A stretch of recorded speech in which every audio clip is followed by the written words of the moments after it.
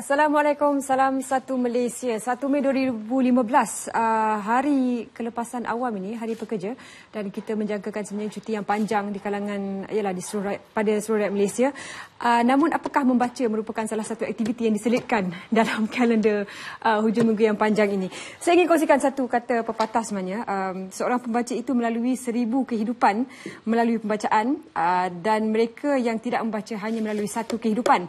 Benar atau tidak? Bagaimana penilaian ahli-ahli penulis kita yang berada di studio pada malam ini. Landscape kembali bersama anda, Zala Khalil Ismail dan juga Said Munawar di studio pada malam ini. Kita nak tanya pada Said, betul ke? Dah pergi PWTC belum? Sampai 3 hari bulan 5. Ada besok baki, masih sempat lagi. Ya, ada beberapa hari saja lagi baki. Soalannya tadi apa Reha? Soalannya betulkah kalau mereka yang membaca itu melalui beribu kehidupan berbanding mereka yang tidak membaca hanya melalui satu kehidupan? Ya, mungkin. Ada kebijaksanaan. Ada hikmah dalam pernyataan itu. Saya boleh saja bersetuju. Tak ada masalah. Leha sendiri setuju? Kita juga ingin kongsikan, tanyakan kepada anda, Okay. boleh terus hantarkan komen dan juga pandangan tak apa yang kami bincangkan pada malam ini. 3 perkataan industri buku suram.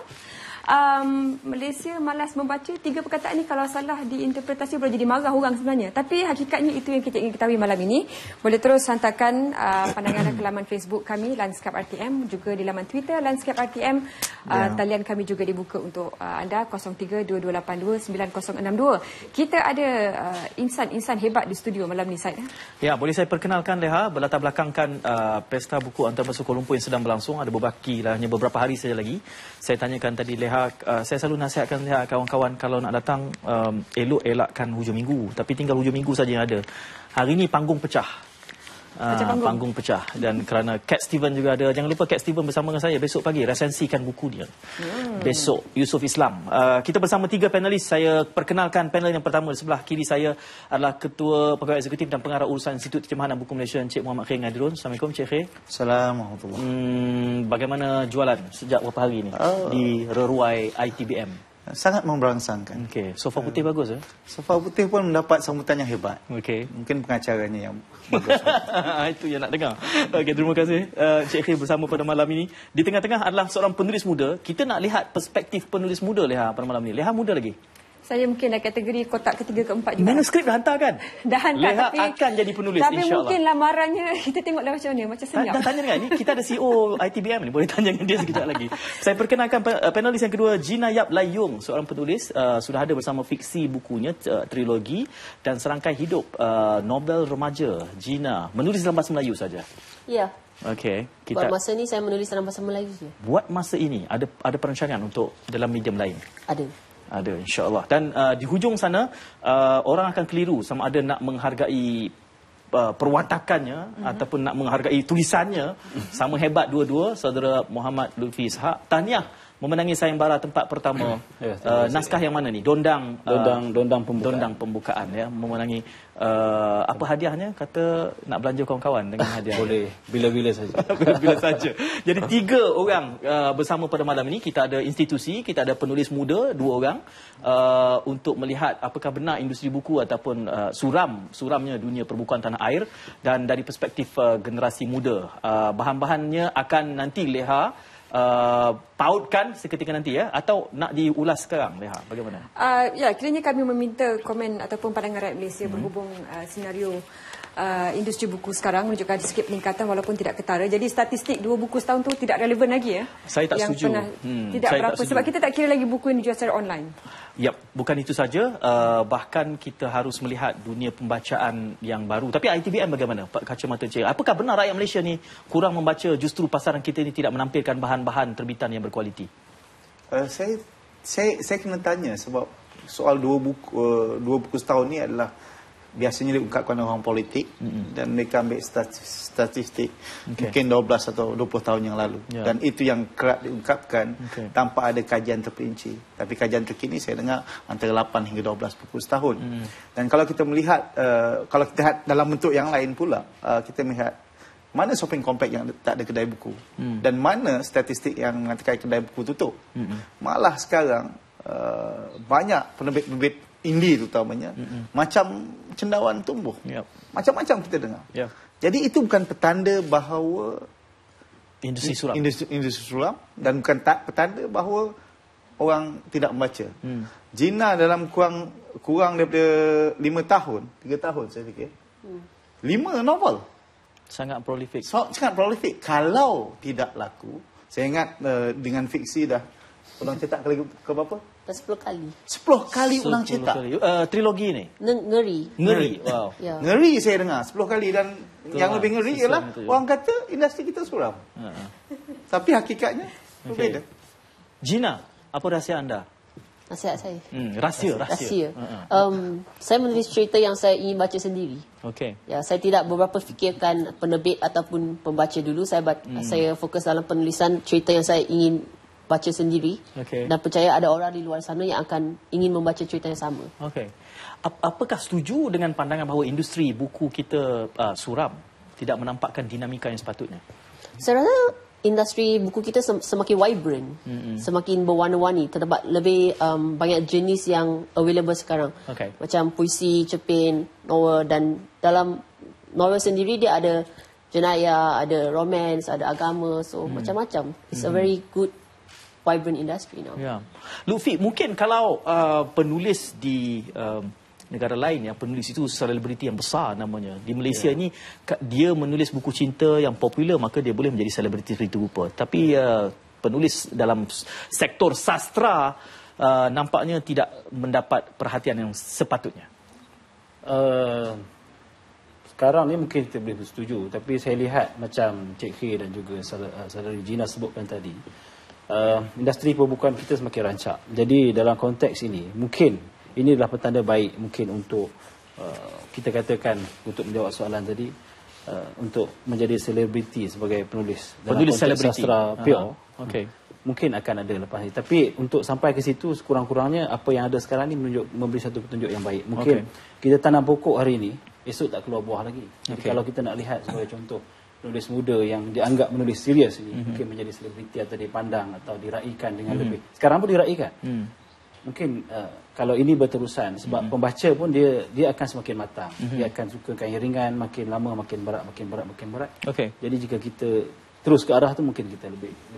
Okay. Saya sebenarnya tertarik bila lihat salah satu artikel yang dipaparkan dalam Keputusan Malaysia beberapa edisi yang lepas, bila mana nak dikatakan bila dikatakan rakyat Malaysia tidak membaca, tidak berapa tepat sebenarnya, sebab bila ada pameran buku besar-besaran menyerbulah 2, 3, 4 pagi sampai situ, tapi faktor harga, ada yang mengatakan buku mahal sangat, bukan tak nak beli, tapi bila dah bagi voucher pun kata harga mahal lagi. Gunalah mungkin voucher. voucher tak cukup. Gunalah voucher. Bagaimana, apa lagi kita boleh buat berbanding yalah, bila bercakap tentang baru je harga. kita berdebat beberapa pasal voucher. Saya dengan Cik Khair berdebat panjang pasal voucher, tak bersetuju. Saya tidak melihat harga buku tu banyak sangat. Saya selalu kata buku mahal dan anak murid tak boleh beli, budak-budak sekolah tak boleh beli. Tapi cuba tanya anak-anak yang sedang sekolah, berapa banyak dia gunakan untuk membeli top up. Semua bising top up RM10 kena GST bising. Sebab mereka antara orang yang affected perkara tersebut. Sebab tu saya kita harga dondang pembukaan menang nombor 1 cuma RM20. Saya tak fikir itu harga yang mahal berbanding dengan apa yang mereka perolehi, nilai keilmuan itu. Saya tak fikir harga soalnya. Ada juga buku yang murah RM8, RM9 tak laku sebab orang melihat bahawa ialah ilmu yang baik tak akan nak dijual dengan murah. Mereka memerah otak, buat serangkai hidup ni terpaksa pergi London. Balik semua kan. Takkan nak kata serangkai hidup berapa? Harga dalam pasaran? RM20 juga. RM20. Saya tak fikir RM20 tu dah langkah yang terlalu besar dalam keadaan ekonomi sekarang. Okey. Gina, mungkin serangkai hidup ni baru terbitan ITBM. Kita boleh belum mengukur sukat sambutannya dalam pasaran, tapi dalam konteks fiksi ngeri. Harga jualannya bagaimana komen pembeli terhadap ngeri? Now is 70-90. Biasanya dengan fiksi kita beli 3 buku RM50. Jadi selalu beli secara berkumpulan. But I think on a personal, saya rasa buku di Malaysia, buku tempatan dah kiranya amat murah kalau compare dengan buku antarabangsa. Kalau beli buku bahasa English antarabangsa 69, 59. Kiranya boleh beli 3 buku dah. Tapi itu kita harus menggunakan hukum Pareto, one to one. Mana $1 kepada tentulah tak adil kalau kita kata buku di Amerika Syarikat tu kita harus darabkan dengan 3.9 ya. Kelihatannya seperti dalam konteks Pareto, harga buku di Amerika Syarikat, negara maju, saya tak pasti negara maju, tapi saya rasa macam buku di bawah RM10 tu banyak. Mungkin ada isu ekonomi perbukuan yang harus kita lihat di sini, Cik. Saya melihat buku Amerika Syarikat yang datang ke sini. Saya kira kalau Jeffrey Archer ataupun buku yang lain kan, Daniel Steele, semua harga 80 dan sekarang ni sampai ke angka 120 untuk kalau baru dikeluarkan. Dan saya fikir orang beli juga. Sebab tu soal harga bukannya soal yang saya fikir jadi asas, tapi itu alasan. Alasan untuk orang tak nak baca. Bukannya sebab kita lihat juga buku yang mahal, orang beli juga sebab dia nak baca. Sebab tu dalam industri perbukuan ni, saya kata minat, suram semua bukan soal harga. Tapi soal pertama ialah bagaimana kita mempromosikan buku kita. Sebab tu saya melihat penulis-penulis muda ni ada cara lain menggunakan Twitter, Facebook dan mereka sentiasa ada. Gina, Saudara Muhammad Lutfi ada di reruai tertentu mempromosikan buku. Bila mereka visible, mereka dilihat, maka dengan sendirinya dia mengangkat nilai buku dan juga hasil penjualannya. Apakah betul penulis muda ini lebih menambat perhatian? Mungkin betul sebab secara peribadi bila saya lihat dondang pembukaan sekarang ni dijual di reruai ITBM, saya tak sangka mendapat sambutan sebab dalam konteks dunia sastra kita ni, kalau banding novel, kumpulan cerpen dengan puisi, kumpulan puisi yang paling kurang dibaca dan paling kurang mendapat sambutan. Dan kalau kita pergi beberapa tahun sebelum ni, kalau hujung tahun akan ada jualan kumpulan puisi yang paling murah RM2, itu pun orang tak beli. Jadi saya nak berbalik kepada soalan kita tadi tentang mahal atau murah buku.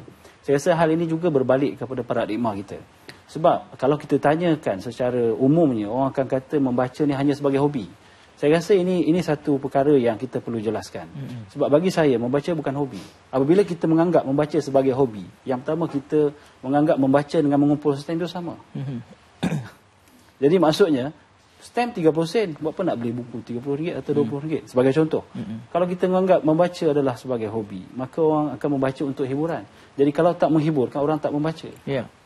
Kalau kita menganggap membaca adalah hobi, kita hanya melakukan masa senggang. Kalau tak ada masa senggang, tidak membaca. Dalam konteks untuk harga tadi, jadi kita mungkin perlu tukarkan bahawa membaca itu satu kewajipan. Macam mana kita perlu makan. Sekarang makan di kedai mama, malam-malam kalau kita makan pun RM7, RM8. Kalau kita pergi 3 hari, dah RM21. Sebagai contoh. Jadi RM20 kita boleh simpan seumur hidup dalam bentuk buku yang mungkin kita boleh mewariskan kepada anak-anak kita. Jadi saya rasa ini berbalik kepada soal paradigma juga, bahawa jika kita menganggap membaca adalah satu kewajipan, maka harga buku saya ingat taklah mahal. Lutfi, Gina dan Cik Khair, ya. Saya lihat dunia buku semakin rancak disebabkan oleh faktor ekonomi. Bukan semata-mata kerana faktor hidangan buku yang disediakan. Sama ada tuan-tuan bersetuju atau tidak, itu yang saya ingin lihat, kerana tuduhannya industri buku suram. Tetapi ia tergambar sebaliknya sewaktu di Pesta Buku Antarabangsa Kuala Lumpur. Hari ini pecah. Sebenarnya unjuran tahun ke tahun itu bagi saya sudah tidak relevan lagi untuk kita menyebut berapa ramai nak datang, sebab it has overgrown, melewati dan melempah, tak muat PWTC itu. Isunya adalah ekonomi kelas menengah semakin membesar. Kuasa beli semakin ada, kerana itu ia tumpah ke dalam sektor-sektor seperti ini. Buku-buku novel, cinta khususnya yang populis, terjual, ya, ramai sudah penulis menjadi jutawan kan. Leha sudah tersenyum situ kerana dia juga bakal menjadi jutawan. Buku novel Leha tentang cinta juga ya? Saya sebenarnya bila saya sebut tentang novel cinta tu, saya agak ingin mengetahui apa pandangan Cik Khair tentang meningkat memang banyak.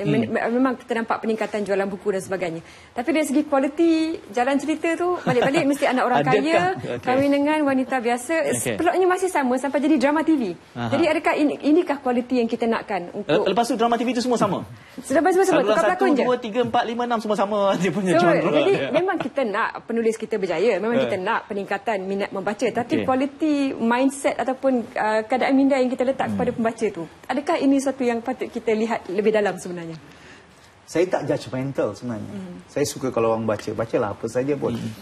Sebab soalnya ialah apabila kita membaca, kita tengok tahap. Pada peringkat awal mungkin itu yang kita baca.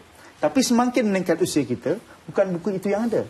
Tapi tabiat membaca itu akan dilihat. Sebab tu saya fikir pada peringkat awal bila fiksi keluarkan buku, saya baca pecah semua. Tapi bila sekarang saya mungkin dah semakin tak berapa nak muda, saya melihat bahawa dia tak boleh. Saya kena cari buku-buku yang lebih. Bila baca dalam pembukaan baru dia masuk. Jadi jangan risau atau khawatir dan jangan judgemental kepada orang yang minat buku-buku yang kita katakan itu sebagai kisah cinta yang agak rendah. Sebab minat tu patut kita tanamkan. Biar mereka meningkat. Dulu di barat, Mills and Boon, buku-buku yang macam tu juga bacaan muda-mudi. Jangan paksa orang muda baca benda yang belum waktunya. Jangan tuakan mereka. Jadi biar mereka membaca, sebab akan ada tahap tertentu bahawa kalau klise tiap-tiap kali itu yang dikeluarkan, lama-lama orang akan bosan dan mereka akan baca karya yang lebih baik daripada itu. Tapi jangan judgemental, jangan marah. Optimis sangat. Ya, itu yang saya nak tanyakan kepada saudara Lutfi ya, kerana kita menganggap bahawa pembaca ini akan graduate. Apakah dalam pemerhatian Lutfi sendiri dalam kalangan pengikut profil yang mengikut Lutfi, apakah mereka ini ada yang graduate kerana pembaca J.K. Rowling juga kelihatannya tidak graduate? Saya tak boleh bercakap secara orang kata secara keseluruhan, tapi saya boleh bercakap secara peribadi dan apa yang saya lihat. Saya rasa masa untuk seseorang pembaca itu matang ambil masa yang lama. Kalau kita tengok pembaca 10 tahun yang lalu, mereka membaca novel-novel tertentu. Tapi bila kita jumpa sekarang, mereka kalau mereka terus membaca, biasanya mereka meminta bahan bacaan yang lebih tinggi. Tapi dalam masa yang sama kita juga tidak menafikan bahawa ada juga pembaca yang sekitar 10 tahun yang lalu sehingga sekarang masih lagi larut dalam bahan pembacaan yang sama. Tapi kalau kita lihat satu perkara, mungkin hal ini kita patut tanamkan daripada kecil. Saya bercakap tentang bagaimana menjauharikan pembaca. Maksudnya okey, kita bagi gula-gula dulu, tapi sampai satu masa kita nak pembaca itu mesti jelas bahawa akhir sekali dia juga mesti membesar. Kalau dia tengok 10 tahun lepas dia masih larut dalam novel-novel cinta, setelah 10 tahun masih lagi membaca novel cinta, saya rasa dia kena introspeksi. Itu yang saya tanya, apakah mereka graduate ataupun apabila mereka melewati batas itu mereka tidak membaca lagi? Ada komen dari Facebook yang kita ingin kongsikan dengan tamu di studio pagi ini. Malam ini SCR membantu kita menerokai alam, suasana dan karakter persekitaran baru. Bahan-bahan bacaan perlu relevan, menyeronokkan, menyebabkan peminat teruja untuk menyelak helaian demi helaian. Sikandar Afirohan, buku-buku fiksi melambangkan buku-buku bacaan yang lain dari yang lain. Ini pandangan menarik tu, kerana saya nak tanya, kalau kita petik daripada pandangan itu dari Leha, kenapa Ngeri ini lebih popular daripada dua tajuk lain dalam trilogi yang sama? Ngeri ialah buku pertama dalam trilogi. Lepas itu dikeluarkan Mangsa. Perbezaan dalam cara penulisan telah juga ada feedback dari pembaca. So Ngeri ditulis dalam bentuk email, very modern, ongoing. So Mangsa tidak ada email langsung. So ramai pembaca yang balik dia suka Ngeri sebab dia cepat, laju, cara bercakap, berkomunikasi zaman sekarang. Tapi dengan Mangsa banyak sangat perkataan dia kata. So kurang sikit dia sales. Which was really weird. Dengar tu, orang membaca cerita pun dia nak yang pantas. Dia nak pantas. Dia suka jalan cerita pantas. Dia tak suka yang lambat-lambat. Yang pernah baca serangkai hidup dia cakap, Gina, tiba-tiba you dah jadi long-winded. Panjang lebar. Satu dia nak cakap. Jadi Gina punya pendekatan dia multi-talented. Semua dia boleh. Dia boleh long-winded, dia boleh pantas, dia boleh email. Ada cerpen Twitter, pernah baca? Pernah, tapi tak berani tulis lagi. Ajami Hashim, kawan saya tu, cerpen Twitter yang pertama di Malaysia. Kena baca tu, cerpen Twitter. Duduk di hujung kerusi at the edge of your seat, mungkin Gina menepati kriteria tu. Okey, sejauh mana JST memberi kesan kepada pembelian buku di Malaysia? Kita akan simpan soalan itu untuk tamu kita di studio dan kita akan kembali lanjut selepas ini.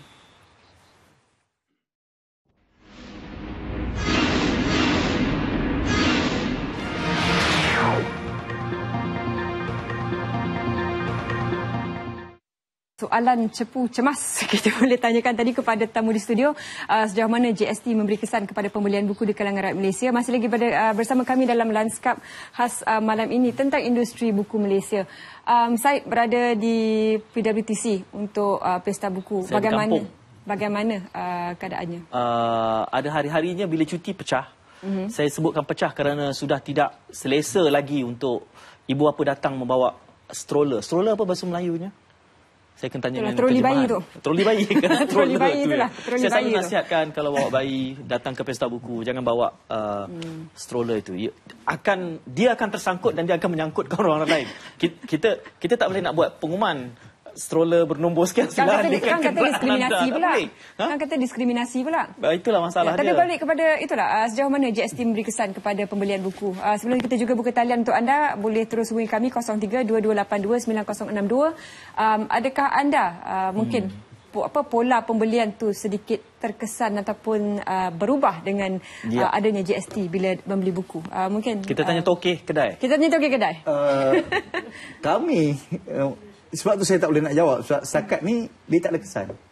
Tapi kemungkinan sebabnya adalah kerana orang menunggu pesta buku. Dan pesta buku tu kita buat jualan murah, kita ada penulis datang. Jadi dia bukannya yang spesifik. Cuma di awal tahun ini, rakan-rakan yang kita juga terlibat dalam banyak pesta buku kecil, memang jualan ada masalah. Dan ada setengah kedai buku juga mengeluh, mengatakan bahawa jualan tu orang sangat berhati-hati untuk membeli. Jadi saya fikir itu boleh. Sebab kadang-kadang soal GST pun pelik. Peliknya ialah buku tak kena GST. Tapi kalau kita publisher, kita pergi cetak, lepas cetak dia kena GST. Soalnya ialah harga buku bukannya boleh dikawal. Jadi banyak aja penerbit yang menaikkan harga. Betul tak kena GST, tapi harga dah dinaikkan. Kertas kena GST, yang lain kena GST. Jadi, dan satu lagi ialah tak ada kawalan harga buku kan. Ikut suka kan. Kalau ikut suka, mungkin ada kesan bukan 6% peningkatan secara nominal, mungkin 3-4%, tetapi dinaikkan harga untuk justify beberapa peratus yang naik tu mungkin RM1, jadi akhirnya tidak proportionate ya. Saya nak begitu. Itu yang sedang berlaku. Sikap berhati-hati dan kerisauan masyarakat kepada ekonomi keseluruhannya, itu yang mungkin memberikan kesan kepada jualan buku pada suku pertama. Lutfi, saya rasa ini respon masyarakat yang sekejap. Saya rasa mungkin selepas 6 bulan kita rasa mungkin lebih baik. Sebab dalam sektor yang lain pun, saya juga mengumpul seni juga begitu. Lukisan sekarang ramai orang mengeluh tak boleh jual. Tapi kita jangkakan selepas 6 bulan kembali baik. Macam dulu kerajaan boleh belilah. Sebab orang tak boleh jual ni. Macam pasaran saham juga. Saya tak beli seni, kaya seni. Saya mesti beli sekarang. Kena beli sekarang. Lutfi kena nasihat saya lah apa nilai harga seni yang ada. Leha, silakan. Setuju dengan Gina, kata Acu Mami, salah seorang penonton kita. Saya suka buku yang direct dan tidak melencong ke sana kemari asyik mengulangi ayat yang sama. Tanggungjawab sebagai siapa nama anak Mami? Acu Mami. Acu Mami, saya nak tanya juga, Acu Mami baca buku apa? Sama sebenarnya senario mungkin dengan filem, kalau kita boleh kaitkan, bukannya penulis tak nak memberikan satu yang bijak ya. Kita nak menukar mindset ataupun membentuk mindset, tapi orang suka buku cerita. Orang suka buku berangan. Jadi bagi penulis pun kena buat duit juga. Jadi garis panduannya, keseimbangan tu di mana? Mungkin apa yang Gina buat yang berbeza dengan penulis lain barangkali yang membolehkan dia keluar daripada klise tersebut. Saya lebih berfikir kepada cara macam mana saya nak menyampaikan sesuatu tema atau message. Jadi bergantung kepada target audience, age group. Kalau I tulis untuk fiksi, memang I target yang 18 to 35. So mereka memang suka bahasa yang cepat, simple, direct. The story just go through. Tapi kalau I nak target macam adult sikit, 40, 50, mereka lebih suka bahasa yang indah-indah, yang dibuai-buai sebelum sampai kepada target. So lain penyampaian untuk lain target. Saya tak boleh nak tanya soalan tu terus kepada ITBM kerana ITBM adalah penerbit yang mapan dan premium. Pada saya premium. Mereka mampu melakukan itu. Saya nak tanya soalan itu terlebih dahulu kepada Lutfi kerana apabila itu tuntutan pasaran, kesannya adalah penerbit akan cenderung responsif kepada apa yang pasaran inginkan, justru memberikan tekanan kepada buku sastra. Sebagai penulis, saya menulis apa yang saya nak tulis. Tapi kita juga dalam masa yang sama, kita juga memikirkan penerbit juga ada tanggungan-tanggungan yang lain. Nak menerbitkan buku sebagai contoh, kertas tu memerlukan kos, segalanya memerlukan kos. Tapi kalau bercakap daripada sudut penulis, saya menulis dalam genre yang serius. Saya menulis puisi dan juga cerpen yang serius. Saya tahu bahawa pembaca saya tidak ramai. Jadi dalam konteks itu, saya menekankan saya menggunakan bahasa yang tidak terlalu sukar tapi tidak juga terlalu mudah. Jadi apa yang saya cuba buat di situ adalah saya cuba memberikan satu bacaan alternatif. Sebab sekarang orang cakap tentang sastra indie, sastra alternatif. Sebab saya rasa alternatif, saya rasa apa yang saya tulis ni lebih alternatif. Sebab sekarang ni terlalu banyak novel cinta, terlalu banyak novel yang kalau kita pergi ke pesta buku ada gerai-gerai tertentu sampai saya ingat kalau dia orang beratus sejam 2 jam pun tak dapat buku lagi. Jadi saya rasa kerana terlalu ramai dan mungkin juga kerana itulah cita rasa pembaca. Ya. Tapi pembaca juga bukan hanya satu golongan. Dia ada golongan yang besar, ada golongan yang kecil, ada yang mewakili golongan muda, ada yang mewakili golongan intelektual, ada yang mewakili pelbagai golongan. Dan mungkin hal ini mungkin perlu dikaji dengan lebih jelas. Mungkin lepas ni kita boleh lebih fokus bercakap kan. Tapi kalau tanya saya, bila saya menulis, saya tidak memikirkan sangat konteks itulah. Saya menulis apa yang saya nak tulis. Kalau Cik Khair nak menambah situ. Yalah, biasanya begitulah. Penulis nak tulis apa yang tulis. Penerbit boleh saja tolak. Penerbit nak terbit apa yang dia nak terbit. Dan penerbit apa yang dia nak jual. Nak jual. Cuma saya melihat dalam faktor begini ialah kita kena ada tanggungjawab juga untuk mendidik masyarakat apa buku yang bagus dan apa buku yang tak bagus. Saya melihat banyak penerbit indie menggunakan pendekatan membuat tajuk-tajuk yang sensasi. Dalamnya mungkin tak sensasi. Itu cara dia nak tarik minat kan. Kalau fiksi, dia nak contoh satu patah perkataan. Carilah satu patah perkataan. Jadi saya fikir ini adalah kreativiti rumah penerbitan masing-masing. Bagaimana mahu meningkatkan. Cuma saya nak katakan bahawa memang kalau strategi ini kena, tak kiralah buku tu buku yang sensasi ataupun buku serius, dia masih boleh jual. Saya fikir hari ini petang tadi bila kita melancarkan buku Why I Still Carry a Guitar, a very serious subject. Walaupun kita kata ikonnya ialah Yusuf Islam, Cat Stevens, tapi maksud saya ialah ramai juga orang yang ikonik buat buku tak menjadi. Tapi tadi pecah dengan orang yang beratur kami semalam habis buku tu, hari ni bawa habis juga. Terpaksa mengejar. Jadi ini saya fikir fenomena. Semalam juga keadaan itu berlaku bila kita melancarkan buku Dr. Muhaya, Hubungan Ketua dengan Pekerja. Jadi kalau strateginya betul, promosinya baik, saya fikir kita boleh mengangkat perkara ini. Kita kena ingat J.K. Rowling bila dia ada. Mereka menggunakan pemasaran yang luar biasa. Dia bukan sekadar nak keluarkan buku. Ini perkara-perkara yang perlu kita perhatikan sebab kadang-kadang kita menolak aspek pemasaran. Kita nak buat buku dan kita marah orang tak beli. Tapi kita lupa nak meletakkan bagaimana nak mempromosikan buku ini. Beza banyak donang pembukaan Lutfi dengan kafe dia yang pertama. Tapi pembaca juga memilih penulis. Jadi saya rasa sebab dengan novel pertama, kedua saya tak banyak kat social media. Tapi sejak dalam social media mereka semakin berkenalan dengan saya sebagai penulis. Sebab tu mereka membeli kerana dia dah tahu macam mana cara pemikiran you, tema yang you ingin sampaikan sebab he know you as a person. So I think that's very important dalam pemasaran buku juga. Saya setuju dengan Cik Khair tadi sebab saya rasa salah satu sebelum sekarang ni penulis bila dia tulis, kalau zaman dulu dia nak terbitkan saja. Tapi sekarang ni mereka mula melihat aspek promosi. Kalau sebab hujung tahun bila kita tengok buku kita dijual lambak RM2, itu satu perkara yang sangat mimpi ngeri. Kita tulis berjaga 3-4 pagi, berjam-jam memilih, mengkaji dan sebagainya. Kalau kita misal sastra berat itu perlu kita buat. Tapi akhirnya setelah 5-6 tahun tak terjual. Jadi itu sangat menyakitkan.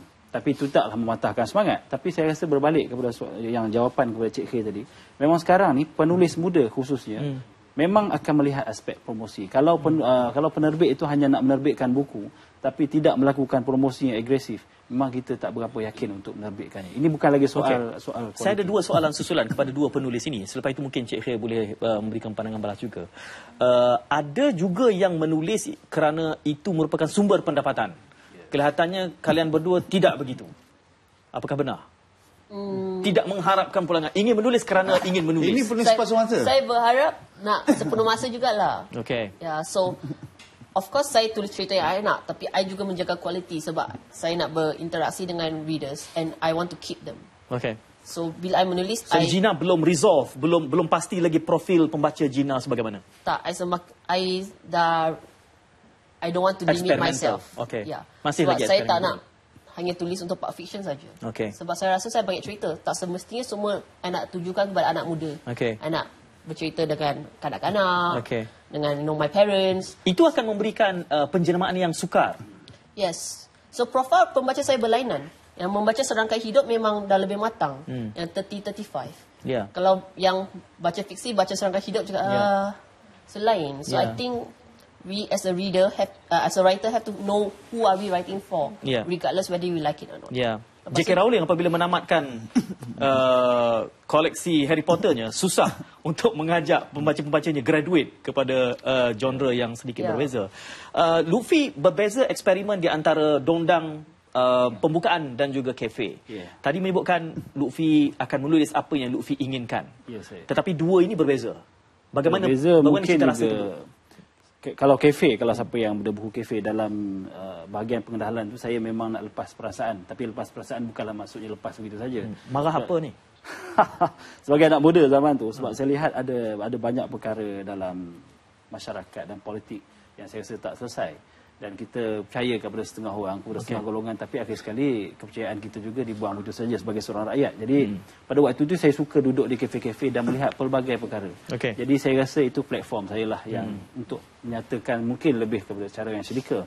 Tapi dalam dondang pembukaan ini sebenarnya pembacaan dalam dondang pembukaan ini saya bina daripada tahun 2002 saya rasa. Jadi apa yang saya baca dan kemudian apa, sebab nak memahami, bukanlah saya kata dondang ni tinggi, sebenarnya kalau siapa baca dondang boleh faham insya-Allah. Sebab kita nak capaikan satu benda yang besar atau yang tinggi, tapi dengan bahasa supaya semua orang kalau fikir sikit pun dia boleh dapat.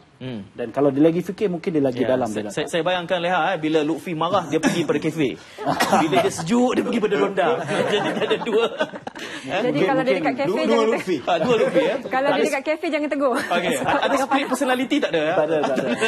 Tapi kalau kedua-dua tu sebenarnya ada persamaannya lah, saya cuba nak mengkritik atau memberikan perspektif tertentu dalam masyarakat. Cuma dalam kafe ni saya lebih menegur, menyindir dan sebagainya. Dalam dondang ni saya cuba mengkritik, tapi dalam sama saya cuba juga mengujarkan beberapa perkara yang saya rasa perlu difahami. Sebab hari ini semua orang nakkan perubahan. Anak muda nakkan perubahan. Tapi bila mereka bercakap apa perubahan mereka nak, mereka jelaskan. Tapi bagaimana selepas tu apa yang kita nak buat, mereka tak dapat jelaskan. Lutfi ingin pembaca mengenali Lutfi sebagai penulis yang sebagaimana. How do you define yourself? Saya sebenarnya bila menulis, saya cuba untuk mungkin nak menyumbang sesuatu kepada umat. Mungkin tu agak umum lah. Tapi kalau mereka pada satu masa nanti mengenal saya sebagai seorang yang cuba menyelesaikan masalah, supaya cuba mereka berfikir ke tahap yang lebih tinggi untuk menilai atau melihat pelbagai masalah dalam masyarakat ini, saya sudah berpuas hati. Alhamdulillah. Nanti kita akan beralih kepada Encik Muhammad Khair.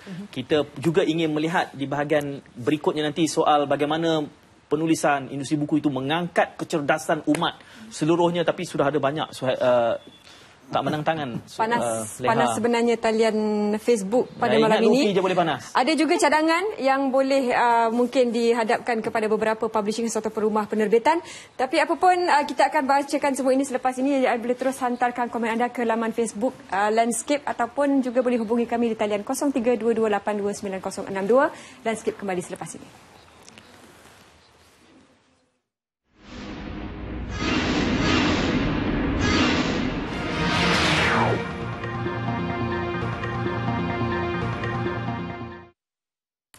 Sekali lagi kami berikan talian untuk anda hubungi kami di Landscape khas malam ini 0322829062.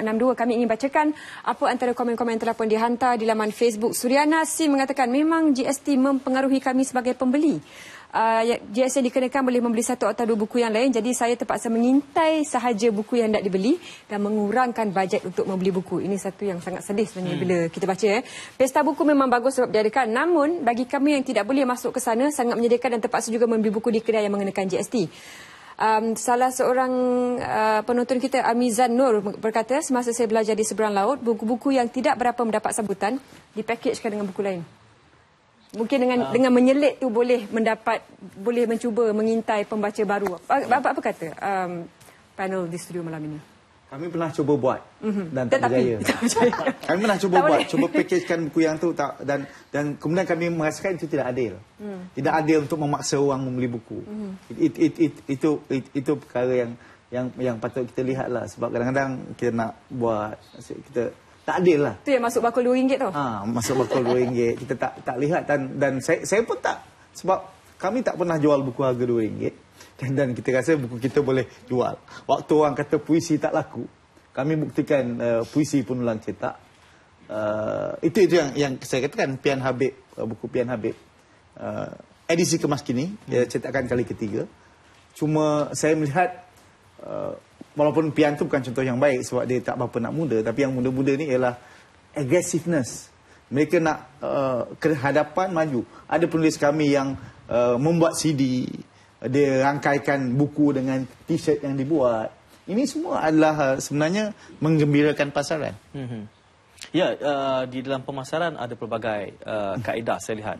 Apatah lagi kalau kita bandingkan dengan strategi-strategi penerbit di Indonesia misalnya, buku-buku agama sudah diletakkan dengan tasbih, dijualkan sekali, package yang sangat unik. Apabila Encik Khair menyebut soal penulis-penulis muda, ya, saya ingin kita mula mengenjak ke arah itu, kerana saya melihat kalau kita melihat dunia penerbitan, dunia penulisan, dan kita ingin melihat realiti masa depan, kita kena lihat generasinya sekarang ini. Gina, Lutfi mewakili sebahagian daripada itu. Apa yang Adilisma yang cuba kalian titipkan kalau bercakap soal mewakili generasi penulis sezaman? Gina. Masih lagi eksperimental, belum memutuskan. Masih lagi bereksperimental. But I think satu cara yang bagus ialah betul-betul ikut trend ataupun cara pembaca yang ditarget, macam mana untuk menarik minat mereka untuk membaca. Okay. Contohnya dengan fiksi, kami ada promote e-books. Dan e-book kami first okey juga sebab cara promosinya e-book keluar dulu baru printing. So kita boleh tengok macam mana cara pembaca membeli. Ada yang sudah baca e-book tapi dia beli juga. Cetakan. So bila kita buat buku, kita kena ikutlah trend mereka. Mereka suka koleksi. Okay. Anak boleh sekarang dia suka koleksi. Sama ada baca ke tak, saya tak tahu. Dia beli je, dia suka susun cantik-cantik macam tu. Itu kalau kita respon kepada tuntutan pasaran. Tidak ada sentimen, Lutfi, untuk kita memimpin pandangan dan mereka, tadi kita kata mereka harus graduate, kan? Untuk graduate, mereka harus melihat laluannya. Siapa yang menawarkan building block fasa 1, fasa 2 ni? Bagaimana Lutfi melihat? Secara pribadi, bila saya menulis dan mungkin kumpulan saya menulis, masalah pertama yang kita fikirkan adalah kita lihat apa yang berlaku dalam masyarakat sekarang ni adalah pelbagai pertemuan nilai dan pandangan alam, yang mana setengahnya itu boleh mengganggu gugat kestabilan negara pada tahap politik dan juga pada tahap individu, mungkin makna hidup dan sebagainya itu. Jadi secara peribadi saya rasa itu yang kami nak cuba buat sesuatu. Dalam buku Dondang Pembukaan ini, salah satu perkara yang utama, mungkin kita boleh agak ideologikal di sini, yang saya bincangkan sebenarnya adalah tentang relativism, iaitu semuanya betul, tak ada orang salah. Dalam konteks, salah satu kita tengok dalam SKPM tahun lepas, saya menyebutkan bahawa apabila kita mempunyai ruang kebebasan di internet dan apabila kita ada mudah menerbitkan buku, akhir sekali kita lihat yang berlaku pada hari ini, terlalu banyak kumpulan. Apabila terlalu banyak kumpulan, yang pertama kita mungkin kata positif, tapi pada tahap jangka masa panjang, terlalu banyak kumpulan akhir sekali menyebabkan semua orang rasa diri dia betul. Jadi saya rasa itu juga adalah salah satu perkara yang saya rasa kita kena lihat. Sebab kalau semua orang betul, siapa yang salah? Ya, tidak ada contestation of ideas. Perlu ada satu yang lebih tinggi, mendominasi. Apakah ini timbul kerana kita buntu ke mana untuk kita angkat kecerdasan pemikiran masyarakat ini? Saya rasa masalah utama yang saya mungkin disebutkan di sini sebenarnya ialah masalah keruntuhan autoriti. Autoriti ni maksudnya, secara mudahnya lah, kalau kita sakit, kita pergi jumpa autoriti, doktor. Kalau kita ada masalah dalam bidang tertentu, kita pergi jumpa pakar. Tapi dalam kesusastraan pada hari ini, kita tidak tahu siapa lagi kita perlu rujuk. Agak-agak malang di sini apabila kita lihat sebagai contoh, cendekiawan kita ataupun sarjana kita di universiti kurang menulis di media-media awam. Akibatnya, kita lihat hari ini, semua orang bercakap tentang nilai sastra. Hari ini dia baru baca sebuah buku, besok dia tulis. Kita tengok juga dalam Twitter dan sebagainya, dia baca sebuah buku dan retweet sebagai contoh, suka, syok, seronok. Jadi kita tidak tahu siapa hari ini bercakap tentang satu standard. Sebab ramai cendekiawan kata, apabila kita bercakap sesuatu tanpa standard, maksud tidak ada kriteria, itu dah sejenis paganism. Paganism ni maksud daripada bahasa Latin pagus, kampung. Maksudnya kita kembali kepada nilai yang kuno. Maksudnya kita, ini baik sebab baik suka baca. Tapi kita bercakap tentang substance. Kita bercakap tentang konten. Ini yang saya cuba nak angkat khususnya kepada ITBM, kerana ITBM adalah institusinya yang menjadi benchmark dalam penerbitan tanah air. Benchmark siapa tu? Benchmark dalam erti kata, seperti saya sebutkan tadi, penerbit premium yang mendukung sastra, kerana tak banyak penerbit private ataupun swasta yang mampu melakukan itu. Justru itu tanggungjawab yang besar di bahu CEO dan juga pengarah urusannya. Dan itulah tanggungjawab yang diletakkan di atas pundak ITBM itu. Isunya begini, Encik Khair, saya tidak melihat industri buku sebagai industri bisnes semata-mata. Jadi apabila ada pihak yang menganggap bahawa di dalam Matrik tidak ada sektornya buku itu, bila kami pergi ke Matrik, dia pergi di bawah ONG kerana di bawah other services. Buku tidak dilihat sebagai suatu sektor ekonomi yang penting. Sebaliknya saya lihat, ia adalah kandungan. Kerana apa yang kita sajikan ini adalah apa yang akan masuk dalam pemikiran rakyat. Ia mempunyai kesan yang lebih menjalar. Kesan dia begini. Kalau kita tidak menawarkan sebuah kandungan yang menerobos kebuntuan yang cuba di-insinuate, yang cuba digambarkan oleh Lutfi tadi, kita akan kekal kecerdasan umat ini di tahap ini. Yang kita perlukan adalah satu breakthrough thinking. Dan ini boleh dizahirkan dengan buku-buku yang menerobos. Apakah ada buku yang menerobos pada peringkat ini? Saya setuju dengan Tuan Syed bila menyebut soal buku. Sebab buku ni adalah tanda peradaban, tanda aras kepada bagaimana tamadun kita berdiri dengan perbukuan. Dan saya fikir memang salah untuk pihak yang berwajib tidak melihat buku sebagai aset besar negara. Maksudnya ialah kalau kita nak pergi keluar, contohnya ialah kita pernah contohnya Mak Yong tu mendapat anugerah UNESCO sebagai all tangible world heritage. Tapi tak ada buku Mak Yong yang tuntas, yang autentik. Sebab tu kami pergi dan membawa, dan dia lebih long lasting. Kami sambung dengan Wayang Kulit dan selepas ni Mek Mulung. Dan saya melihat bahawa sebab saya pernah ada pengalaman waktu saya dijemput ke Iran. Kemudian saya pergi ke Isfahan, di kota bukunya. Kita pergi kedai buku, kita akan melihat bagaimana kedai buku tu bangga memperlihatkan buku Hafiz, Rumi dalam bentuk skala yang mewah, cantik. Saya tanya, kenapa? That is our nation pride. Itu kebanggaan negara. Sebab itu saya fikir waktu kita bincang dengan Matrik, itu menyatakan kita kena lihat bahawa kita kena melakukan sesuatu untuk meninggikan darjat kita. Kita ada banyak buku-buku yang sebenarnya klasik. Kami terjemahkan Tufat dan Nafis, Hikayat Hang Tuah, dan juga Pasai Chronicle. Dan saya melihat ada sambutan. Cuma kos terjemahan semua sangat tinggi sebab kita mengambil pakar-pakar luar. Jadi kena ada usaha yang begitu.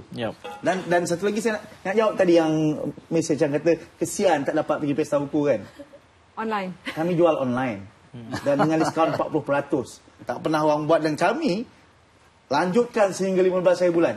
Maksudnya jangan cari alasan untuk tak beli buku. Ramai orang cari alasan. Tak boleh pergi pesta tu, tak pergi sini. Tak, online. Lebih mudah. Ada satu soalan untuk ITBM dari Merkia. Sebagai penulis yang masih mencari modal sendiri untuk menerbitkan karya, saya cadangkan ITBM menjadikan bantuan keuangan berbentuk modal tanpa sebarang syarat yang ketat kerana birokrasi. Self-publish saja. Saya kata macam ni. Ini minta tujuh dulang hati nyamuk ni. Kami rumah penerbit. Hantarlah manuskrip pada kami nilai, kami terbitkan. Kenapa nak terbit buku sendiri? Penulis, dia menulis. Masalahnya, bila penulis dah mula nak jadi penerbit, tak laku, marah, payah. Biarlah tugas menerbit tugas kami. Ini penulis sebab kalau kita dah mula menerbit buku sendiri, kita dah fokus macam mana pemasaran, distribution, everything. Kita tak ada masa nak menulis sudah. Saya pernah jumpa ramai penulis yang lepas saya publish, dia dah berhenti menulis. Saya nak tambah yang Cik Khair tadi bercakap tentang bagaimana orang Iran begitu bangga dengan Hafiz, dengan Rumi dan sebagainya. Bagaimana orang di Island begitu bangga dengan James Joyce. Di rumah-rumah orang Island ni, dia ada Ulysses sebagai novel. Padahal dia orang tak baca pun. Tapi dia kena bangga. Tetapi kalau kita lihat dalam konteks kita di Malaysia, kita juga sepatutnya punya kebanggaan begitu kerana kita juga mempunyai kebijaksanaan begitu. Sebagai contoh, saya ambil satu peribahasa yang paling mudah untuk memperlihatkan kebijaksanaan kita. Saya ambil contoh sebagai satu contoh, peribahasa. Kita ada peribahasa, kalau hendak menarik rambut dari tepung, rambut tidak putus, tepung tidak berserak. Daripada satu segi, kita secara mudahnya kita tafsirkan sebagai kalau nak menyelesaikan masalah mesti berhati-hati supaya tidak timbul kerugian yang lebih besar. Tapi kalau kita lihat, kita tengok satu persatu. Yang pertama, tak semua orang yang boleh buat benda tu. Kalau orang yang boleh menarik rambut sehingga rambut tidak putus dan tepung tidak berserak, hanya orang tertentu. Yang pertama, dia ada kualiti sabar. Yang kedua, dia ada kualiti ilmu. Jadi di situ kita kata apa? Professionalism. Kita ambil contoh yang lain. Sebagai contoh, ini kita baru bercakap tentang peribahasa. Kita ambil contoh, kalau hendak mendidik, kalau hendak melentur buluh, biarlah dari rebungnya. Okey. Kalau siapa duduk kampung, saya orang kampung. Kita akan bercakap bahawa kalau kita nak mendidik, biar ada yang kecil. Betul? Tapi, rebung ni, kalau kita nak lenturkan dia, dia tak akan lentur sendiri. Dia kena ada pelentur. Dekat situ, ada ilmuwan kata, yang penting di situ adalah pelentur. Guru di situ. Jadi kalau kita bercakap tadi, kita ambil pantun sebagai contoh. Contoh. Sudah puas ku tanam ubi, nenas jua dia pandang orang. Sudah puas ku tanam budi, emas jua dia pandang orang. Okey, kita tengok, pantun biasa. Tapi kita lupa kebijaksanaan dalam tu. Ubi, ini ramai dikatakan oleh orang. Ubi kita tanam, ubi kayu sebagai contoh, kita tak nampak isi dia. Nenas kita tanam buah dia ke atas. Dalam konteks budi ni orang tak nampak. Dalam hidup sekarang ni materialism. Emas, orang apa nampak. Yang nampak. Jadi cara orang Melayu bercerita tu sangat halus. Saya ada local wisdom. Ada local wisdom di situ. Kenapa kita tak bangga? Dan pantun diiktiraf oleh masyarakat Perancis. Victor Hugo masukkan, buku Malaysia ada. Kita ada pemanggil. Boleh saya berikan laluan? Kita boleh ambil satu soalan ringkas dari Tuan Haji Misri. Hello, Assalamualaikum Tuan Haji. Assalamualaikum. Waalaikumsalam. Silakan Tuan Haji, soalan ringkasnya. Boleh saya tanya tentang perkembangan kesusastraan kita di Malaysia ni. Nampaknya banyak penulis-penulis yang baru muncul macam cendawan tumbuk selepas hujan. Jadi tentang penulisan sastranya pula, sekarang ini ramai di antara penulis-penulis ini telah meluas dari beri pandangan dan dalam penulisannya. Jadi saya sangat tertarik pada apa yang berlaku di Malaysia. Di Singapura ini memang kita wujudnya sastra kita lebih kepada bahasa Inggeris. Jadi kadang-kadang kalau bercakap tentang bahasa Melayu, selalu saya katakan dengan anak-anak di sini, kera di hutan disusukan, anak di perempuan dicampakkan, bahasa orang disanjung, bahasa sendiri dikirim. Adakah itu akan terjadi di Malaysia ini nanti? Terima kasih Tuan Haji. Terima kasih. Soalan. Assalamualaikum. Waalaikumsalam. Itu satu concern, satu kerisauan yang diluahkan Tuan Haji. Tuan Khair. Saya selalu optimis. Saya nampak pahlawan-pahlawan muda ni tak akan mengalah dan mereka akan terus mengatakan tidak. Tak tanya dia orang. Saya rasa kita kena optimis. Sebagai Muslim, kita tak boleh putus asa. Kalau betul kita lihat orang kurang menggunakan bahasa Melayu sebagai contoh. Jadi tugas penulis lah untuk melawan benda tu. Sebab tak semua masalah akan selesai sendiri. Jadi penulis tidak boleh apologetik. Mereka harus ke hadapan dan cuba memberikan pandangan-pandangan dan cuba membawa haluan yang lebih sihat. Saya rasa itu memang tanggungjawab. Gina memilih untuk menulis dalam media Melayu. Ya, sebab saya rasa saya anak Malaysia, jadi bahasa Malaysia ialah apa yang diajar di sekolah dan kita patut bangga dengan bahasa ni. Jadi saya memilih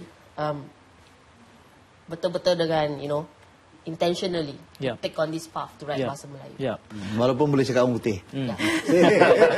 Yang saya ingin kaitkan adalah apabila idealisme penulisan itu kita kena letakkan apa yang diperlukan oleh negara. Kita selalu menyebut bahawa kita akan menjadi negara berpendapatan tinggi menjelang 2020. Dunia buku ni ada dunia yang sebenarnya mengangkat ketamadunan. Sebenarnya dia punya direct correlation di situ. Kalau kita tidak mampu menghasilkan sebuah naskah folio yang bertaraf antarabangsa, selain daripada apa yang tesis bersifat akademik itu, apa yang perlu Malaysia tawarkan hari ini supaya kita naik satu takah lagi, Cik Khair? Saya melihat begini, kena ada kesungguhan pihak berwajib menyediakan dana yang seharusnya untuk mengangkat hasil-hasil kita. Sebab kalau kita melihat di Korea, mereka ada institusi yang diberi dana untuk orang menerjemahkan hasil karya mereka, mempromosikannya. Tapi kita tak ada lagi. Kita sudah ada ITBM. Tidak ITBM memadai. ada, tapi tak cukup dana. Masalahnya ialah tidak ada dana khusus untuk kita melakukan perkara tersebut. Maksudnya kita sebagai sebuah syarikat, kami kena beroperasi dari sudut profit and loss, untung dan rugi dan sebagainya. Tapi kalau di Korea contohnya, memang ini dananya. Dia tak kira untung, kemudian tak ada. Jadi gaji pun telah dibayar dan itu dibuat. Kesungguhan sebegini. Dan juga yang kedua ialah di Indonesia contohnya, dia ada atraksi kebudayaan yang mempromosikan hasil buku dan budaya di setiap tempat. Kita tak ada. Jadi kalau ada perubahan begitu, saya fikir kita boleh mengangkat. Sebab ini bukan tugas penerbit biasa. Ini adalah tanggungjawab kerajaan. Di Malaysia pelancongan datang dulu baru budayanya. Ya, dan kadang-kadang yang ditonjolkan tu pun bukan budaya sangat. Yang nak dilancongkan tu banyak melencong. Dalam konteks buku, apa yang harus Malaysia ekspor kalau Malaysia akan menjadi negara berpendapatan tinggi ataupun maju satu hari nanti, Gina? Apa ekspor kandungan kita yang nombor satu? Kalau dalam konteks buku lah. Konteks buku. Saya rasa cerita-cerita dan budaya negara kita. Ya. Saya tahu ada penerbit di India dia minta cerita-cerita seram dari Malaysia. Tapi saya kira itu bukan ekspor kandungan kita. Ya, jadi kita kena pilih jugalah kandungan yang mematabatkan, meninggikan ciri-ciri kita dalam hidup kita. Ya, kita tak jumpa kan? Yang menarik kalau kita lihat Malaysia tanpa kita sedar, ada yang sedar, ada yang tidak sedar. Di negara kita ada orang Melayu yang tamadunnya lama. Kita ada orang Cina yang tamadunnya ribuan tahun. Kita ada orang India yang tamadunnya ribuan tahun. Dan bangsa-bangsa kaum-kaum lain yang juga Tapi inilah satu-satunya negara di dunia sehingga ke hari ini yang ada bangsa-bangsa besar boleh hidup aman dan damai. Jadi kekayaan itu sebenarnya yang tidak ada di tempat lain. Ya. Ini yang saya sudah terfikir apa benda nak diterbitkan. Leha. Saya tutup landscape dengan pantun hari ini. Jangan jual pada saya cukup lah. Pecah 1000 gelas kaca kaki terserandung Telaga Papan. Rajin-rajin kita membaca mungkin cerah masa hadapan. Okey, jadi jumpa seram dengan... sikit sebab ada ahli sastra. Ya, kita cuba. Kita jumpa dengan Leha besok di PWTC. Pukul berapa Leha nak datang? Jangan lupa kita juga ada esensi esok. Syed dan juga tetamu khas. Yusuf Islam dalam Selamat Pagi Malaysia. InsyaAllah esok. Pukul 9 pagi insyaAllah. Untuk itu kita tutup landscape malam ini. Assalamualaikum, salam satu Malaysia dan terima kasih kerana mengikuti siaran kami. Terima kasih kepada panel di studio. Thank you.